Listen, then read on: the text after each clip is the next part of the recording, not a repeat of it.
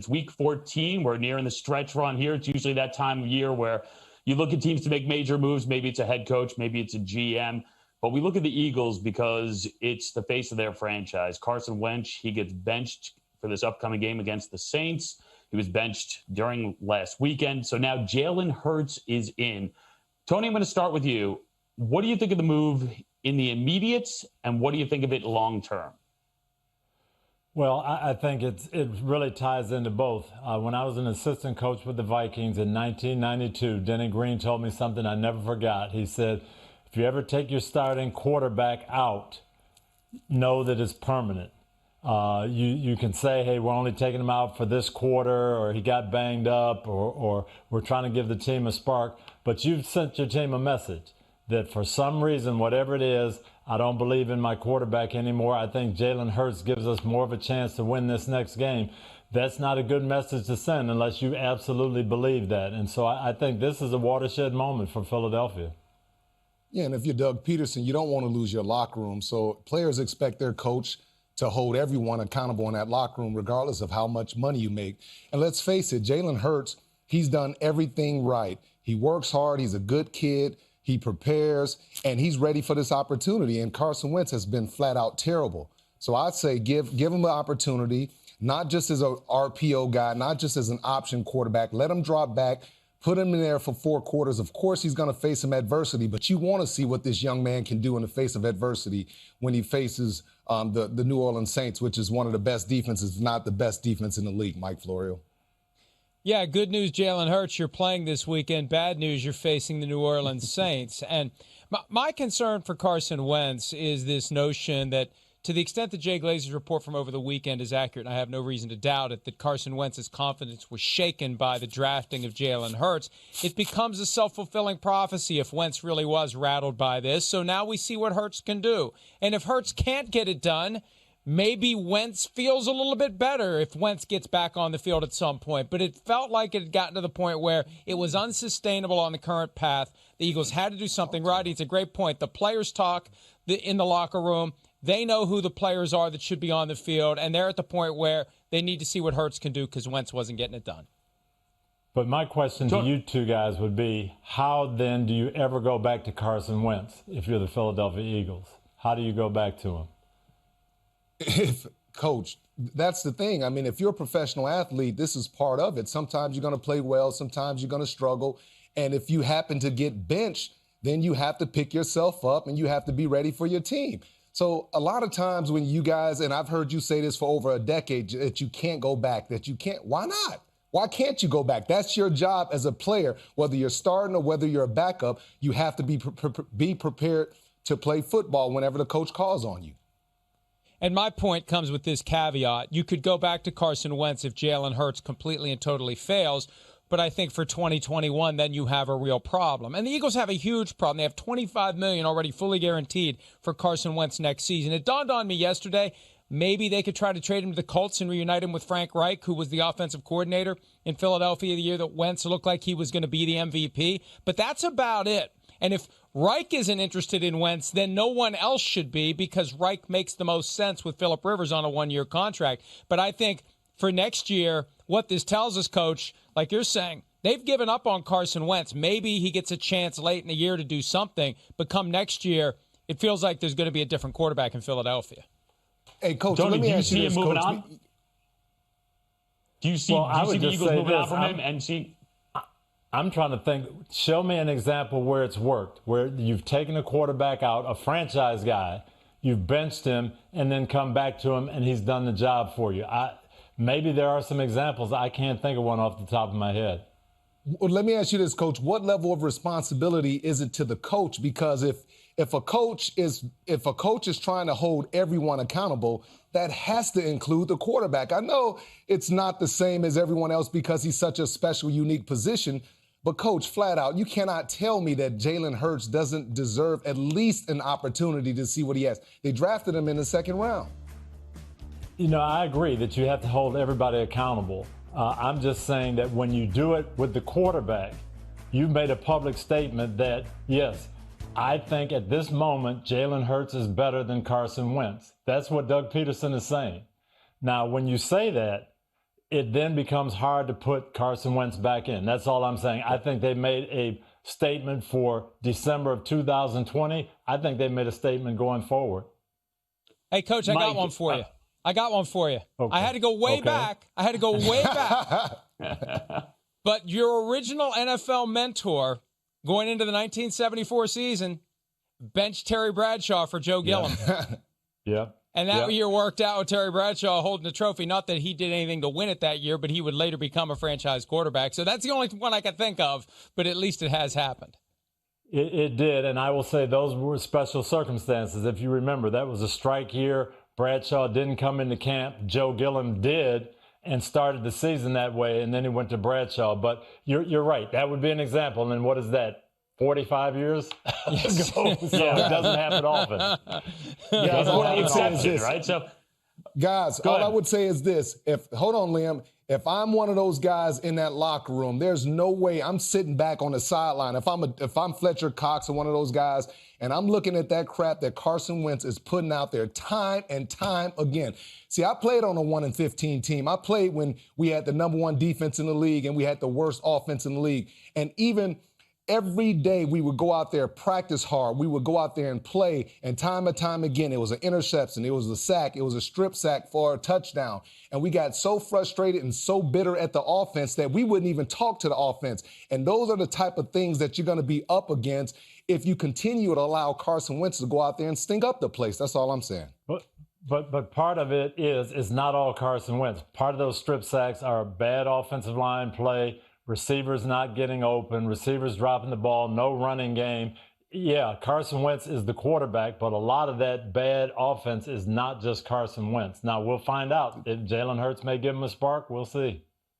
Yeah, and if it doesn't work with Hurts, I mean, in a way, you ratchet up the pressure again on Peterson, and you look at how the Eagles close out, right? The Saints, the Cardinals, the Cowboys, and Washington. All right, so let's say they beat the Cowboys. 4-win team. Are we looking at a team potentially, Mike Florio, that not only moves on from the face of its franchise with the quarterback, but Doug Peterson could be on the hot seat and they could be looking for a new coach? I don't know that Doug Peterson would be on the hot seat this year. I think next year he would be. There was some speculation earlier this week, and he was actually asked about whether or not he wants out of Philadelphia. He said that he doesn't. I don't expect him to say anything other than that. But there is a strange vibe right now, and there are questions about the dynamics between the front office and the coaching staff. Is the front office acquiring people that the coaching staff really wants? And it's stunning if any of this is true, because this is the team that just won the Super Bowl 3 years ago. Yep. And then they were almost back in the NFC Championship game the next year. And then they got to the playoffs last year. And but for Jadeveon Clowney's hit on Carson Wentz early in the game, maybe they would have beaten the Seahawks that day. So it's amazing how quickly the Eagles have fallen apart. I think going into next year, though, everybody's on the hot seat, especially if they can't find someone to take Carson Wentz off their hands. All right, well, they play the Saints this weekend, and I'll finish with this, Rodney. I'm just curious, going forward, if money was no object and you were starting a franchise, who would you rather have as your quarterback, Carson Wentz or Taysom Hill? It depends on who my head coach is. If my head coach is Sean Payton, I'm taking Taysom Hill. Fair enough. Fair enough. All right, so it's Eagles Saints this weekend. All right, let's talk about that other team in the state of Pennsylvania, because there are no more undefeated teams in the NFL. The Steelers, they lost to the football team. Now we'll see them Sunday night in Buffalo against the Bills. Mike Tomlin handling this very philosophically. I want to read you a quote from him. Different points along the journey, you get a chance to learn about yourself, what you're made of individually and collectively. Takes a journey to reveal that. We faced a loss now. We get the opportunity to smile in the face of this. So, Rodney, you mentioned some of the bad times when you're on a one-win team and the defense and offense weren't getting along, but you're also on teams that flirted with perfection and the pressure of that. Is a loss here in the long run a good thing for the Steelers? I think so. I mean, I think it's a burden that's off the players' back. I think the coaches carry a tremendous burden. It's just a lot of pressure. You know, every time you look up, people are asking you questions, and the media, they're in your face. Now that you lost, you don't have to worry about answering those questions. Now you can say, you know what? And a lot of times too, Coach, I was thinking of this. When you have an undefeated season and you've been there, you have a lot of issues that's going on your team, but because you're undefeated, you have such a great record, everyone thinks that you're a perfect team, and that's just not the case for the Steelers. I totally agree with you, Rodney. we were in that position twice. I think we were 13-0 one year with Indy, and I was 9-0. And everybody said, are you shooting for this? And you try to tell them, no, we aren't shooting for a perfect season. That would be great if we get it. We're shooting to be perfect in the playoffs and win the Super Bowl. That's the goal. And you're right. This team had a lot of issues. Even when they're winning games, they were struggling in the red zone. They're struggling running the ball. Defensive breakdowns. They've got people injured. So those are the things that Mike Tomlin has to fix. And I think that's why he was so philosophical about it. Hey, we're not going to be undefeated, not the way we're playing. We've got to get some of these issues fixed, and it better start quick or they'll have another defeat Sunday in Buffalo. Last Wednesday night, when they beat the Ravens 19-14, and there was a late touchdown that made that game closer than it was, Mike Tomlin's post-game press conference was 4 minutes of him being extremely upset. I mean, it was epic how upset he was to be the head coach of an 11-0 team. This week, and I couldn't wait for it, after they blow a 14-point lead, lose to Washington, it's going to be even better than last week. He seemed relieved. He seemed happy. He seemed relaxed. That burden was gone of being undefeated. And now, Rodney, to your point, he could go back to the players and say, the stuff you guys are doing needs to change. This loss proves that we need to do X, Y, and Z. And one of the things they need to do is find their running game. How can you have a Pittsburgh Steelers team that is a playoff contender that has no running game? And I think this will be, especially with James Conner coming off the COVID reserve list, an opportunity to re-embrace the running game in Pittsburgh. Guys, and I'll tell you this, just watching the game and not having Bud Dupree out there, that's a huge loss. Like, this guy was having such a tremendous year. And then not just him individually, but the energy that everyone fed off of, especially TJ Watt. Those guys were like best friends, high-fiving, doing their dance, and basically competing to see who can meet at the quarterback first. So I think this is a huge loss. I know Mike Tomlin, Mike, you talked about him being frustrated a couple weeks ago, and I think a big part of that was the fact that he lost Bud Dupree, such a premium pass rusher and an impact player for their team. I think you're right, Rodney. He knew what that was going to do. Already having lost Devin Bush, and now you take another weapon out of that front seven. They're not the same on defense. They've got to get that figured out. Mike Florio talked about the running game. How about 7 drop passes? Can we get some receivers that can just catch the ball when it comes to you? Those are the things that they've got to get ironed out. Right now, they are a possession passing team, and when you don't run it and you're throwing possession passes and your receivers drop the ball, it's hard to move it. Well, and let me say this. This is a point Chris Sims has been making. Because they're doing that short passing game that is equivalent to the running game, the defensive players know it's coming. Those guys are getting hit. No excuse for dropping the passes. But those receivers are getting hit a lot harder than they'd be getting hit if they were throwing the ball down the field. Well, it's a lot to figure out for a team that's going to play 3 games in 12 games, and it finishes off Sunday night against a Buffalo Bills team that looked excellent the other night, and they're going to have to figure out Josh Allen. So now we have a new top team in the AFC, and it's meet the new boss, same as the old boss, right? The Super Bowl champion Kansas City Chiefs. They're on top of the AFC. They're going to be taking on the 8-4 Dolphins. Okay, Brian Flores, you'd have to say in the mix right now for Coach of the Year. So, Tony, what do you think he has planned? What do you think he has in store to try to slow down this KC offense? And what does he take away from what Denver did? Well, Denver did some creative things. Kansas City was a little off, and I don't think they had their A game. You can't go into Kansas City or play the Chiefs thinking, hey, we're going to slow them down. We're going to hold Patrick Mahomes to 17 points. You've got to score points. Brian Flores will have a good plan. Maybe they hold him to 24. Maybe they hold him to 27. That'll be a great game for the Dolphins. Tua Tagovailoa and that group, they're going to have to score points. So if I'm Brian Flores, that's what I'm figuring out. Kansas City's weakness is their defense right now. They haven't played a great defensive game in a long while. You've got to figure out a way to score points, Miami. And, Coach, everything that Brian Flores did in this offseason was about not beating the Patriots or even winning the AFC East, but it was about competing with the Kansas City Chiefs. Go out and get pass rushers, veteran smart linebackers, a good secondary. And I'm with you, Coach. They're going to have to score points. And when I look at Tua, first I look at Tua, and I love this kid. He looks so frail when he just looks so small and so tiny when you kind of look at him. So every time he drops back to pass, if somebody hits him, I'm like, oh, I'm just cringing. Is he going to get hurt? But yeah, they're gonna have to definitely be able to run the football, and that's one of the biggest things. It's not just playing defense, creating turnovers, but they're gonna have to take some pressure off of Tua and be able to run the football, Mike. Flores said on Wednesday morning he wishes he could have 14 guys on defense after watching the Chiefs on film. But remember this, Flores was the de facto defensive coordinator in New England when the Patriots went to Kansas City and beat the Chiefs in the AFC Championship game, and they came up with the plan, Flores and Coach Bill Belichick together, to single cover the receivers and then have a safety over the top who always went toward Tyreek Hill and always favored helping out and protecting against Tyreek Hill, busting the thing wide open, and I expect them to do something like that. And, you know, we've seen what happens with the Chiefs. When it's not a marquee game, and they've got the Saints next weekend, they tend to be a little flat. They tend to sleepwalk. They still typically find a way to win. But I just wonder, even though the Dolphins are 8-4, is this going to be the kind of team that gets the full focus and attention of the Chiefs? And Mike, those scores against the Patriots, even though the Patriots were winning the game, what were the scores? They were in the 30s, and they were going into overtime. So, yes, Brian Flores had part of some good plans to stop Patrick Mahomes, but they had Tom Brady, and they scored a bunch of points to win those games.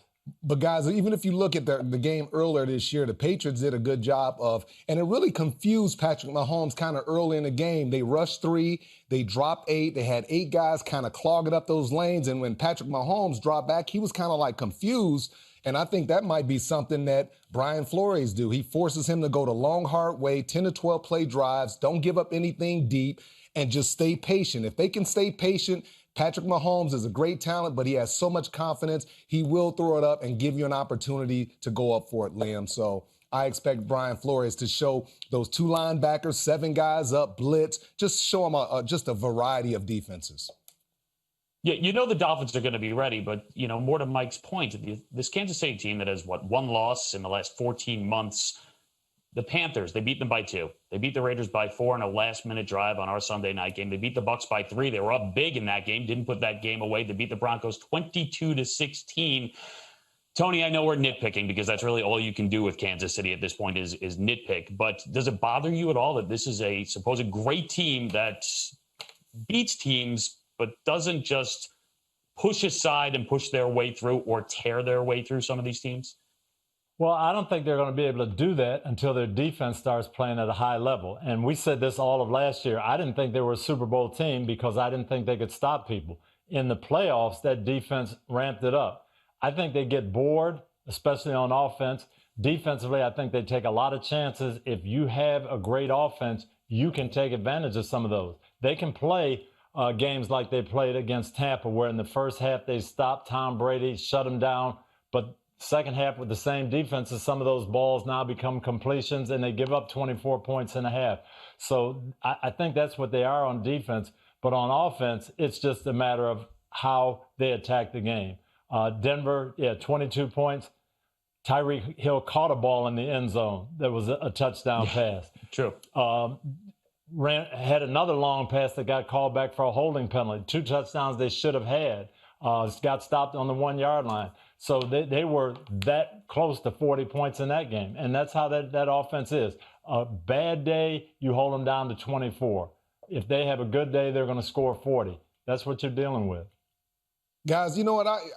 When you're trying to go back to back the second time, it's tough a lot of times because you don't really always get up for every single game. And so when I look at Kansas City, I've been in that situation before, so I don't look at them as like, oh, they have to blow everyone out to impress me. The fact that they're winning games in different ways, I just think that it builds character and it builds trust amongst their players and their coaching staff. If I would have to say anything, any criticism toward their offense is, like you, Coach, they get a little goofy with some of their plays. They get bored. They try some silly things on the goal line, and I think that's part of the reason why they've had some struggles in the red zone. All right, so their team right now. Go ahead, John. I was going to say they've lost 1 game in a year and a half, and that was 40-32. So we can be critical of them, but yeah. And also, let's face it. And we're nitpicking a team because you have to, because there's no other way to go at them. And it's a team that you could say maybe wasn't that focused in a couple of games in the playoffs, and then stormed back in those games and won those games, went to the Super Bowl, and then won that game.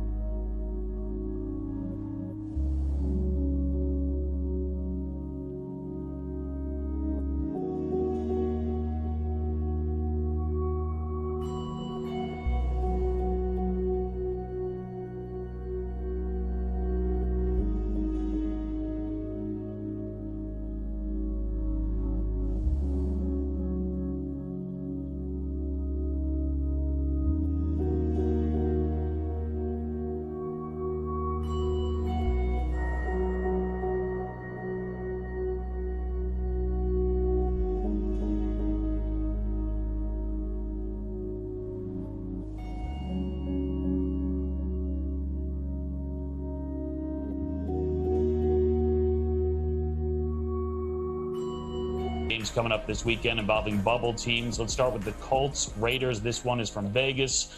Indianapolis, the last team in. Vegas, first team out. And Rodney, I'll start with you. You look at this matchup. How do you see this playing out? I just look at the Colts, man, and just watching their defense. They're a totally different defense when they have the big guy, DeForest Buckner, in the lineup. If they can keep him healthy, they rely on his physical presence, his leadership, and everything. They have to keep him healthy, Coach.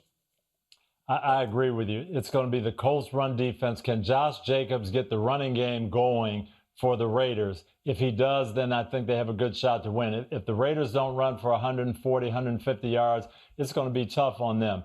The Raiders defense is not great. I would see Frank Reich pounding the ball at them a little bit and then trying to go after the big play. So I think it's all going to be on the Raiders running game and that DeForest Buckner-led front seven for Indianapolis. You know, the Cardinals haven't won a game since the Hail Murray from a few weeks back, and I feel like the Raiders could step into that same problem. They won a game they had no business winning against a winless team. They know that that was a gift, and they have to have their confidence ultimately shaken by getting blown out in Atlanta, being on the verge of losing to the Jets, and now comes a playoff team with DeForest Buckner back, which makes a huge difference. I think that this is the one where the Colts move toward the field of seven, and the Raiders get closer to accepting the fact that maybe next year. They got an absolute gift last week. We'll see if it carries over for them or if it's negative the way it was for Arizona when they won on that Hail Murray play. We finish up with your Vikings, Mike Florio, and the Bucs. Last two teams currently in that NFC playoff picture. Cardinals right behind them there. Okay, you know the story. Minnesota, right? 1-5, and now 5-1 since. So they're 6-6. Tampa Bay has lost 3 of 4 coming off the bye. What do you expect in this one, Mike Florio? Well, I remember back in 1990, the Vikings started 1-6. They won 5 in a row to get to 6-6, and everything was pointing in a great direction. And here they go. And then they lost the next 4, including a game to the Buccaneers along the way. So I don't have a whole lot of faith, especially because, number one, the Vikings have never beaten Tom Brady. Number two, the Vikings don't have the pass rush, especially up the middle, to get to Tom Brady. On the back end, they don't have the secondary to deal with Mike Evans, Chris Godwin, Antonio Brown, and Rob Gronkowski. And if Eric Kendricks, isn't able to play after the pregame warm-up calf aggravation from last week. That makes it even harder. And I don't know if the Vikings can run the ball the way they need to against the Tampa Bay defense. And the Buccaneers had 2 weeks to get ready. So I expect that after this game, the Buccaneers will be 8-5 and the Vikings will be done. And we can all move on and focus on the teams that really are the contenders in the NFC. Teams won 5 of 6, and the sky is falling for Mike Florio.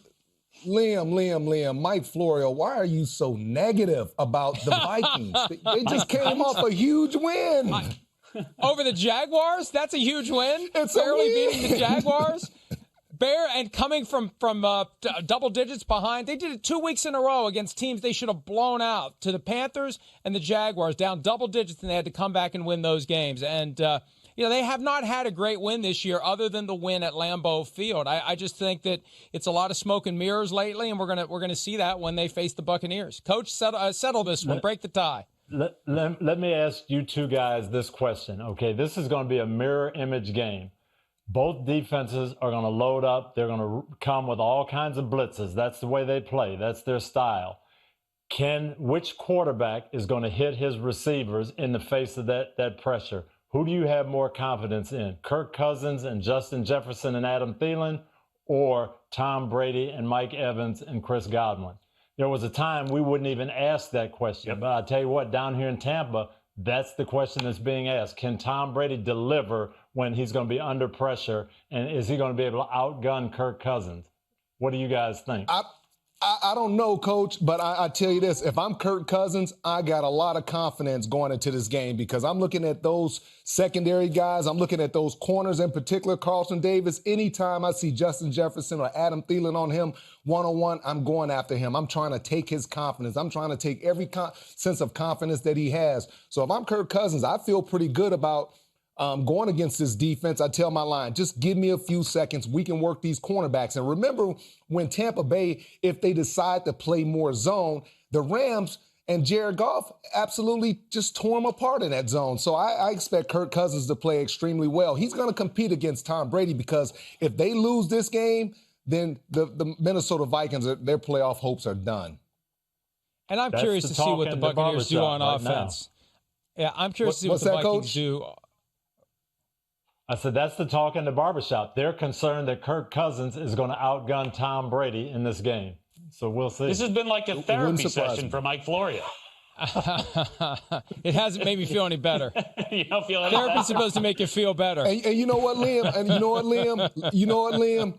I trust that Mike Zimmer, he's been in different situations. He hasn't always had. He's still got two really good safeties back there. And I just think that he's going to come up with a game plan. And, he's not afraid of Tom Brady. If I'm playing against Tom Brady right now, I wouldn't be afraid of Tom Brady, especially with all the numbers, because I know that they're not on the same page. But, Coach, you and I, we've talked about this for years. Pressure them up the middle, make them feel uncomfortable, jam up the receivers, slow them down, and you can have success against these guys. And Zimmer is an excellent defensive coordinator. He's going to make those necessary adjustments. Okay, you mentioned Zimmer. I'll finish listening to us. Tony. I hope so. He's just shaking his head. The best hope the Vikings have is if the Buccaneers continue to not be on the same page about how they're going to run their offense. Are they going to try to spread the receivers out, throw the ball down the field, or are they going to try to establish the run, use multiple tight ends, and soften up the Vikings that way before hitting them with play action? And we've seen this every week. We don't know what they want to be offensively, and if they haven't resolved that during the bye week, then they have a problem. Yeah, you can't resolve it during the bye week until you actually get on the football field and start doing it, because a lot of things happen, What if their game plan is to go to Mike Evans, but yet the defense, then Tom Brady has to decide to do something different. So, until Bruce Arians gets back to doing what Tom is very comfortable with, running a football and 2 tight end sets, play action pass, a couple trick plays here and there, spread them out, getting rid of the ball quickly, Tom's not going to be comfortable, and Tom's going to continue to throw interceptions. I'm curious about that, Rodney, that last point.